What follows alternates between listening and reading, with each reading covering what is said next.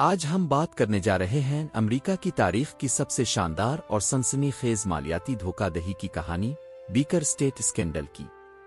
یہ کہانی ہمیں لے جاتی ہے 1919 کے دور میں، جب امریکہ میں ایک ایسا دھوکہ ہوا جس نے سب کو چونکا دیا۔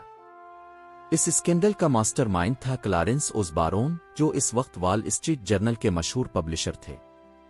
کلارنس بارون اور اس کے ہمسفر فراڈیوں نے ایک زبردست منصوبہ بنایا۔ انہوں نے بوسٹن میں واقع ایک عظیم اور قیمتی جائیداد پر نظر ڈالی جس کی قیمت تقریباً $2 ملین تھی۔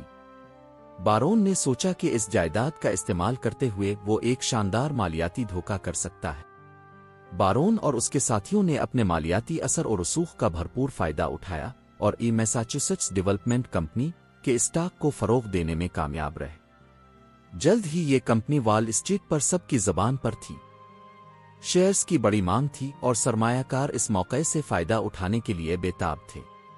لیکن سچائی یہ تھی کہ پورا اسکیم ایک دھوکہ تھا۔ بیکر اسٹیٹ کبھی بھی میساچوسیٹس ڈیولپمنٹ کمپنی کی ملکیت نہیں رہی تھی، اور اس جائیداد کی اصل قیمت وہ $2 ملین نہیں تھی جو کہ دعویٰ کی گئی تھی۔ دراصل جائیداد اتنی خستہ حال تھی کہ اس کی قیمت کوئی نہیں تھی۔ جیسے ہی سرمایہ کاروں کو اس دھوکہ دہی کا پتہ چلا، اسٹاک کی قیمت تیزی سے گنر گئی اور سرمایہ کاروں نے لاکھوں ڈالر کھو دیے۔ کچھ تو پوری طرح تباہ ہو گئے، جبکہ دوسروں نے اپنی زندگی کی بچت گوا دی۔ کلارنس بارون اور اس کے شریک کار آخرکار پکڑے گئے اور عدالت میں پیش ہوئے۔ بارون تو قید کی سزا سے بچنے میں کامیاب رہا، لیکن اسے دھوکہ دہی میں شامل ہونے کے بدلے $10,000 جرمانہ ہوا۔ دوسری طرف اسکینڈل کے دیگر اراکین کو لمبی قید کی سزائیں ملیں۔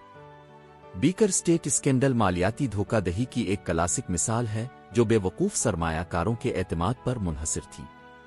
یہ دھوکہ دہی کلارنس اوزبارون کی شہرت اور اثر و رسوخ کے ذریعے ممکن ہوئی، جس نے سرمایہ کاروں کو جھوٹے وعدوں اور غلط معلومات کی بنیاد پر پیسہ خرچ کرنے پر مجبور کیا۔ اس کیس سے سیکھنے کا سبق واضح ہے: سرمایہ کاروں کو ہمیشہ کسی بھی سرمایہ کاری کے موقع کی مکمل تحقیق کرنی چاہیے اور پیسہ لگانے سے پہلے اچھی طرح سے جانچنا چاہیے۔